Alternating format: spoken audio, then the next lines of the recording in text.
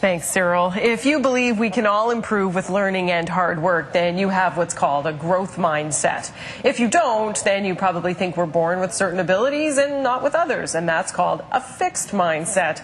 Laura Lee Burgess is here to talk about why parents need to foster a growth mindset at home. Good morning. Good morning, Heidi. So, I mean, it sort of seems obvious as to why this is important, but it is something that parents kind of have to lead the way with at home. Absolutely. Definitely lead by example. So that's one of the most important things, is make sure your kids hear, instead of hearing things like, I can't do that, or I can't do this, make sure they hear things like, I can't do that yet. But if I work towards it, if I practice it, if I'm determined, then eventually I can. Because we really want kids to be able to think that they can do anything. Really. Right, to have a growth mindset instead of just thinking, well, I can't do that and I'll never be able to do that. I'm not even going to bother. That's the end of it. And so parents have to watch how they talk about themselves at home, right? That's and not say things like, I can't do this. Right. But at the same time, we want to encourage parents to talk about and reward the effort that goes along with it. We've talked about it before, you know, making sure that the effort that they put into an assignment or a project is just as important as the end result.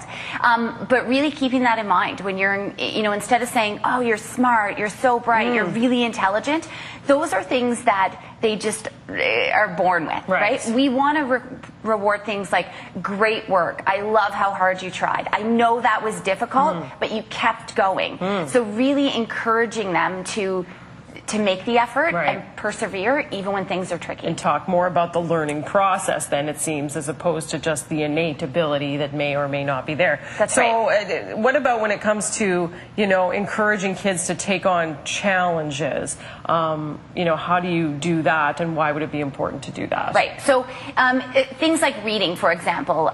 You know, if kids are reading books that they know all the words and it's pretty easy and comfortable, then they're not learning anything. They're not being challenged. So what we encourage is pick something that's harder. You know, you want them to try something that's more challenging. Don't always take the easy way out. If they're doing a math sheet and they get all 20 questions right, they're not going to learn anything from that, as opposed to doing 5 questions that are really difficult that they have to think about and put a lot of effort into. So, you know, finding something that they're being challenged, and not just academically, but in sports or music or socially as well. You know, if there's a group of kids playing and they're not really comfortable going over and talking to them, encouraging them to try.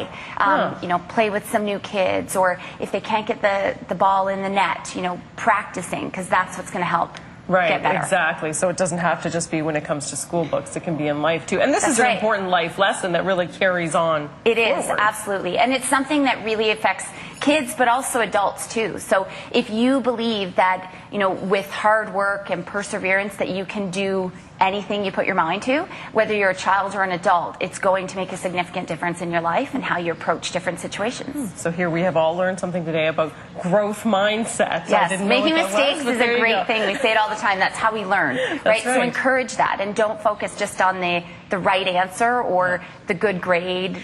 You know, make sure that it's about the process, the effort. The effort, for sure. All right, good to think about. And that's something you can foster over the summertime as well. Just because classes are wrapping up doesn't mean this is something you can't bring into your household. So absolutely. That's great. Thank you so much for coming in and talking about this. Always learning something new here on CTV Morning Live. Let's learn something new now from Elise, who's standing by with your first day planner of the morning.